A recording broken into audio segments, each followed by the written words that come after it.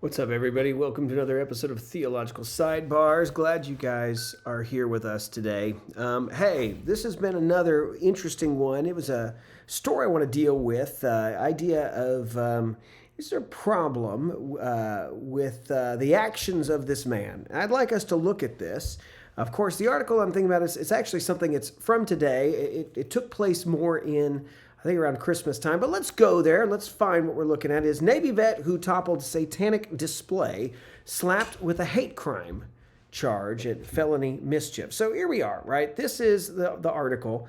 Let me read through this and give you up a little bit of what was going on. So here's the story. U.S. Navy veteran toppled a satanic display in the Iowa state capitol shortly before Christmas. So yeah, you probably saw this, and I remember this kind of got into the Christmas time. This was everything that was going on.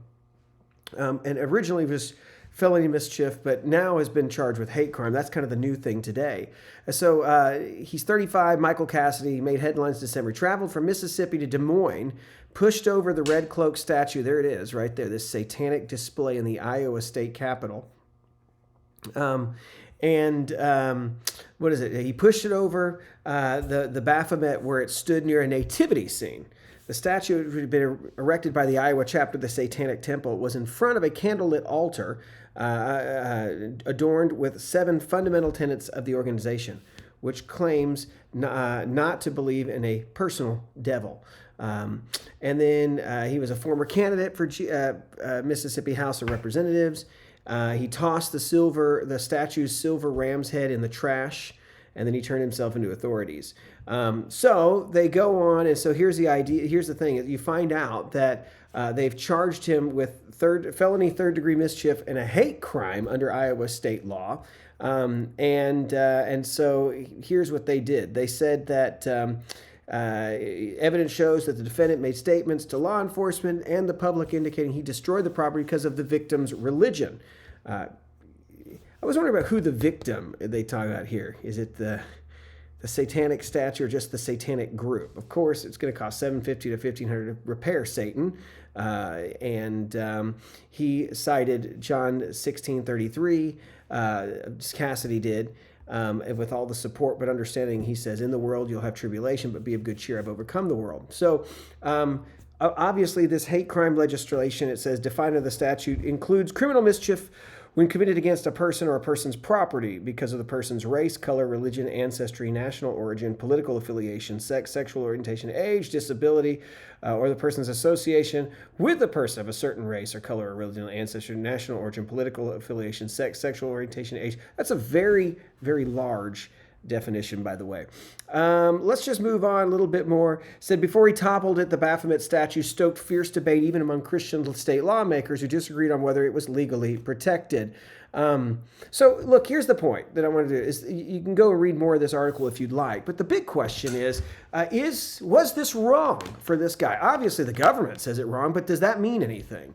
I think we live in a day and age now to where, just because they say it doesn't actually mean much at all. I thought this was fascinating because there are a lot of people who would look at this and say, well, what a terrible, terrible thing. We have freedom of religion. We just got done last year, got done teaching the Baptist Faith and Message. And, we're talking about religious freedom, that we want to have freedom of religion. We want to make sure there's no established church state, because Baptists have suffered at the hands of from other groups in the past, and so Baptists traditionally have been more on the side of like, hey, everybody gets a play at the table. But the question is when we talk about something like this, is it wrong? Was it wrong to destroy the satanic statue? Right. And here's where I'm on, right? I think that there should be religious freedom. I think we see that written into even the founding of our country. But what should that look like? Obviously people want to talk about church and state. What I think that doesn't mean is it doesn't mean that the church should be completely separated from the state.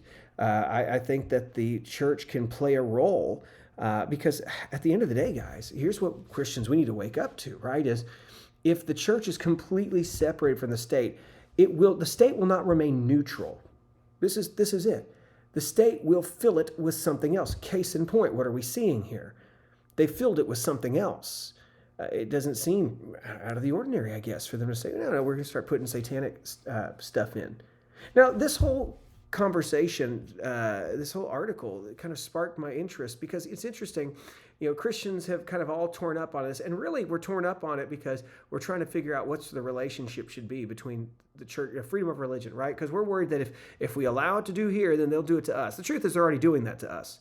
You don't have to look that far now and see the rules against praying in places. I've done a podcast already about the guy in England praying outside an abortion clinic. You don't have to look and see the news recently about the 6 people praying out and singing hymns outside the abortion clinic in Nashville. So this is where we're at. It's coming.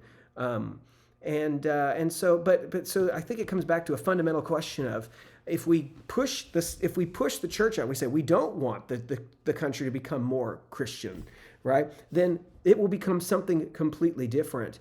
And you already started to see when we push the church out so much, this is where we're going to head. It's not going to just be this neutral. It cannot remain neutral. It picks a side, and it picks a side that will be anti-Christian. Now, that being said, push that aside for just a moment. This reminds me of not that different, really 2 things I want to speak on for just a second. First off, for the Christians who get all bent out of shape over this, they a lot of the time are going to be if we remind them, if they know the story, a lot of the time they have no problem with a story like this. So just going to go back into a little history lesson, especially if you look into missiology. This is the story about Saint Boniface. So this article I just grabbed is from Christian Today, but looking at the story about Saint Boniface. And here's the story with him. Let's move a little bit down. So, he was ordained as a priest at age 30, soon decided he was made for missionary life, set out for Frisia, modern-day Netherlands. The trip was unsuccessful, but later the Anglo-Saxon ventured to Rome, where he met Pope Gregory II. In 719, the Pope gave Winifred a new name, Boniface, and a new mission to evangelize the Germans. It was a challenging commission in Germania. The then native religion was the worship of Norse gods, Thor, Odin, and Balder. But Boniface found success, especially when he converted influential German chieftains whose tribes would follow suit. The missionary tore down pagan idols and established churches and monasteries for their place. Now, this is the famous story coming right up, which is like everybody knows, like, yes, this is a very interesting one. This is almost like the Elijah challenging the Baals story. The famous tale is Boniface demolishing an iconic oak tree in the town of Geismar. The oak of Thor, or Donner's oak, was worshipped by the local community, but Boniface had it cut down. Some say he was aided by a miraculous wind, and the wood used to build the church dedicated to St. Peter. Boniface lived to tell the tale, and the locals thus decided that Boniface's God was much mightier than Thor, and many converted. So you can go back and read a little bit more of the story, but fascinating story nonetheless. And it is one of those ones that he comes in as kind of what they call like power encounters, right? Which God's going to be more powerful? So my kind of thing is like, the same thing is, I don't have a problem with that. Let Satan pick up his own statue, right? And they might say, well, let Jesus pick up his own nativity. So sure, but you know what? I think there's bigger consequences for you when you go down that route, and you mess with Christ, when you mess with God. But I think that, what I find is interesting is you go back to this story about the Boniface story, and a lot of Christians say, yeah, man, that was such a cool thing. Good. We all want to be, and I've heard many people, we want to be like, but then you get something like this, like the story about the guy, knocking down the satanic statue, and all of a sudden it's like, no, we can't be doing that. And I just think it's a little bit odd. Now, one last thing I just want to throw out there, just some thoughts. I go to my Bible software. I think about what is God's thoughts maybe about some of this stuff. And granted, this is Old Covenant, but I do think this is interesting, right? This is a principle here that we should think about. 2 Chronicles 14:2, King Asa. Now, granted, all these kings, they all had a lot of bad stuff that they did if you look in Kings, but notice the wording here in 2 Chronicles. Asa did what was good and right in the sight of the Lord his God. He removed the pagan altars and the high places. He shattered their sacred pillars and chopped down their Asherah poles. And this is all related to their pagan worship. He told the people of Judah to seek the Lord God of their ancestors and carry out the instruction and commands. He removed the high places and the shrines from all cities of Judah, and the kingdom experienced peace under him. Now, I just want you to stop and just think. He did what was good and right. What did he do that was good and right? He removed the pagan altars, the high places. He shattered their sacred pillars, chopped down their Asherah poles. Now, look, you can make the case and say, well, he's the king and he should have. But, right, like that was a good thing to expel that evil from his land. And look, I don't know whether you can make the correlation. In fact, I'm not saying you make the correlation, that this is licensed to go out and to do that. I'm just saying that I think maybe Christians need to look at this in a different, especially Baptists, look at this a little differently than just being worried about the freedom of religion and the separation of church and state kind of thing, and just recognize that that there's biblical precedent to do this. And I would say this especially in the issue of Satan, right? I mean, that's the whole point of the article. He doesn't need any place on any platform to be worshipped and venerated. Like, there's no place for that. I don't care, what people, and the point is, they say who cares what paperwork they filled out?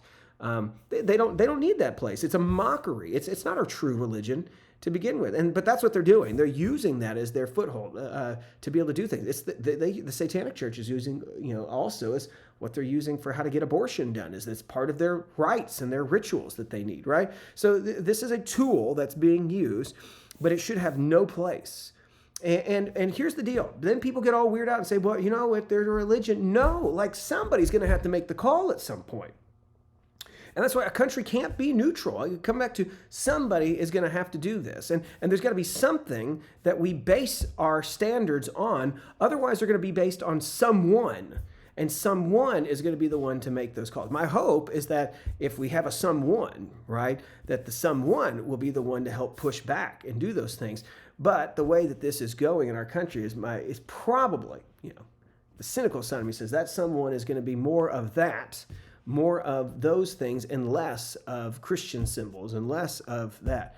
So anyway, it's just something interesting to think through. A little history for you too. I don't know what your thoughts are. You can comment, subscribe, talk to me what you think about all this stuff.